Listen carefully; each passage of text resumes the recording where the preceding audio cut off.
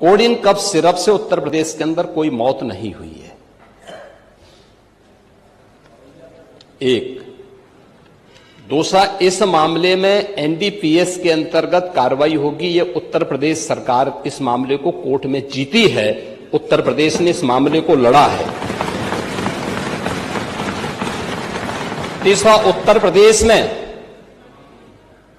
इसका जो सबसे बड़ा होलसेलर, जो बड़े होलसेलर हैं, जिसको सबसे पहले एसटीएफ ने पकड़ा था 2016 में, उसको लाइसेंस समाजवादी पार्टी ने जारी किया था। जो फोटो रिलीज हो रही है, देश के अंदर दो नमूने हैं, एक दिल्ली में और एक लखनऊ में बैठते हैं। जब देश में कोई चर्चा होती है तो तुरंत वह देश छोड़ करके भाग जाते हैं, और मुझे लगता है कि यही आपके बबुआ के साथ भी हो रहा होगा। वह भी देश से फिर जाएंगे इंग्लैंड की सैर सपाटे में, और आप लोग यहां चिल्लाते रहेंगे। महोदय, कोडिन कफ सिरप का मुद्दा जो इन्होंने उठाया है, मुद्दा था नकली दवाओं के सेवन के कारण होने वाली मौतों का,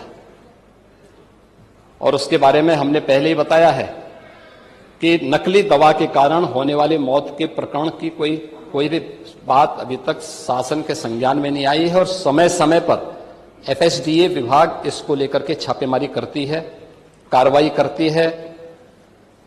कंपनियों में भी इस प्रकार की कार्रवाई होती है। यूपी के अंदर कोडिन कफ सिरप, इसके केवल स्टॉकिस्ट हैं, होलसेलर हैं, इसका यहां पे प्रोडक्शन नहीं होता है।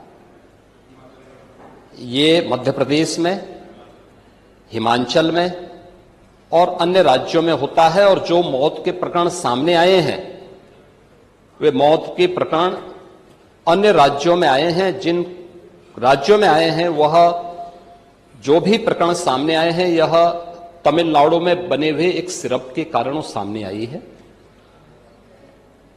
ये पूरा प्रकरण इलीगल, यानी इसमें एडिटेशन का भी नहीं है, यह इलीगल डाइवर्जन का है।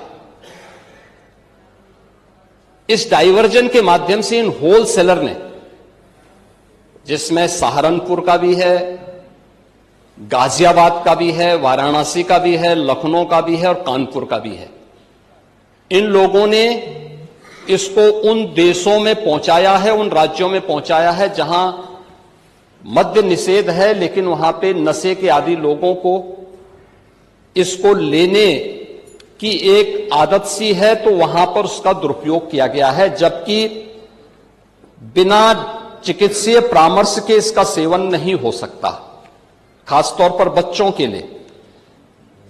एडल्ट भी चिकित्सीय परामर्श से इसका सेवन करता है। कौन ऐसा व्यक्ति है जिसने कफ सिरप नहीं लिया?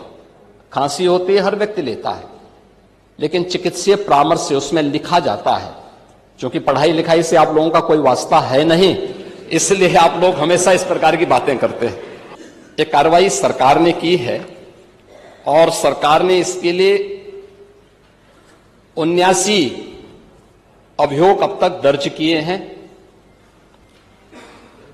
इसमें 225 अभियुक्तों को इसमें नामजद किया है। 78 अभियुक्त अब तक गिरफ्तार हुए हैं।